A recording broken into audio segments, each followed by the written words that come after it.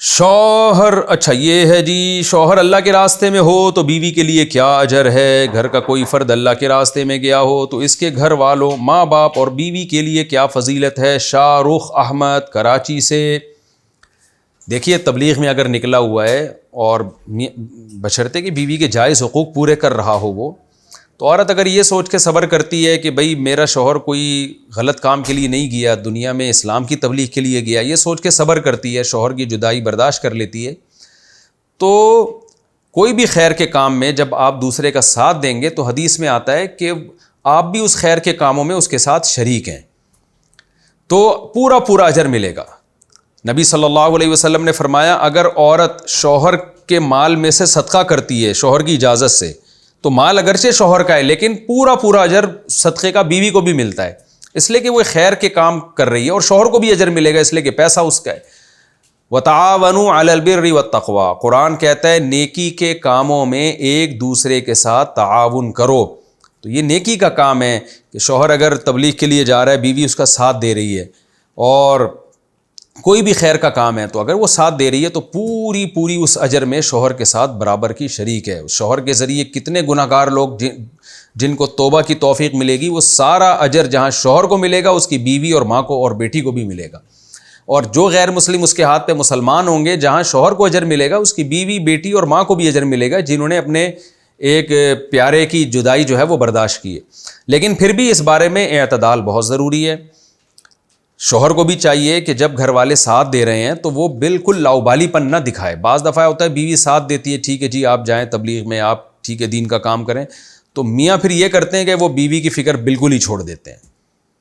اور جوان بیوی ہے اس کو فتنے کا اندیشہ ہوتا ہے، اس کو ظاہر ہے وہ رخصت ہو کر آئی ہے تو اس کو بھی تو میاں چاہیے نا، اس کو محبت چاہیے، ٹائم چاہیے، بالکل اس کو نظر انداز کر دینا یہ بالکل غلط ہے۔ ایسے واقعات آئے ہیں ہمارے علم میں، اگرچہ تبلیغ کے اکابر اس سے منع کرتے ہیں، لیکن بعض دفعہ اکابر کو پتہ نہیں ہوتا کہ کیا ہو رہا ہے پیچھے۔ بعض دفعہ یہ ہے شادی ہوئی ہے، جوان بیوی ہے، دلہن ہے، فوراً تبلیغ میں نکل گئے 4 مہینے کے لیے، پھر آئے، پھر نکل گئے 4 مہینے کے لیے، پھر سال کے لیے نکل گئے، وہ بیچاری اکیلی گھر میں پڑی ہوئی ہے۔ تو بھائی نبی صلی اللہ علیہ وسلم کی صحیح حدیث ہے، تمہاری جان کا بھی تم پر حق ہے، تمہارے بیوی بچوں کا بھی تم پر حق ہے، تو ہر چیز کو اس کا حق دو۔ اعطی کل ذی حق حقا، آپ صلی اللہ علیہ وسلم نے فرمایا ہر ذی حق کو اس کا حق دو، تو تبلیغ کو تبلیغ کا حق دو، بیوی بچوں کو ان کا حق دو۔ تو جانا ضرور چاہیے، تبلیغ کا کام تو اس زمانے میں بہت ضروری ہے، اس کے بغیر آج کل بہت مشکل ہے اصلاح ہونا، لیکن اس میں زوجہ کو بالکل نظر انداز کر دینا اور مسلسل گھومتے رہنا یہ بالکل غلط ہے۔ تو میں تبلیغ والوں سے کہتا ہوں بھائی اگر آپ نے 4 مہینے لگا کر آپ گھر آئے ہیں نا، تو آپ تھوڑے دنوں کے لیے بیوی کو بھی یا تو تبلیغ میں لے کے چلے جائیں یا کہیں گھمانے پھرانے لے جائیں، یہ ٹائم اس کے ساتھ تھوڑا اسپینڈ کریں، آپ گزاریں، تاکہ جو اتنا عرصہ آپ دور رہیں اس کی کچھ تلافی ہو۔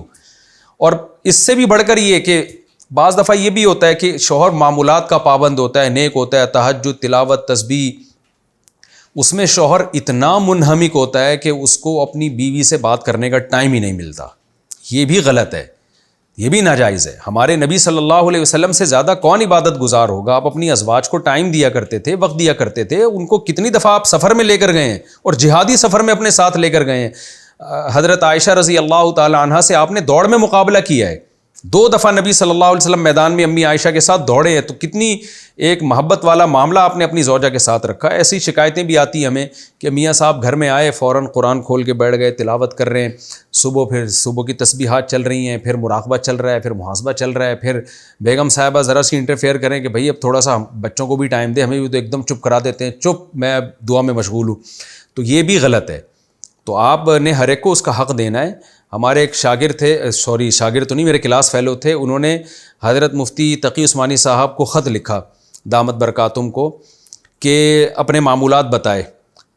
اور اس خط میں یہ لکھا کہ میں تہجد پڑھتا ہوں، پھر صبح فجر کی نماز کے بعد میں اشراق تک تسبیحات پڑھتا ہوں، پھر نفل پڑھتا ہوں، پھر میں مدرسے جا کے پڑھاتا ہوں، پھر میں یہ کرتا ہوں۔ تو انہوں نے مجھے بتایا کہ میرا خیال تھا کہ میرے شیخ حضرت مفتی تقی صاحب کی طرف سے مجھے بڑی شاباش ملے گی کہ ماشاءاللہ آپ تو سارا دن اللہ اللہ کر رہے ہو، تلاوت، نماز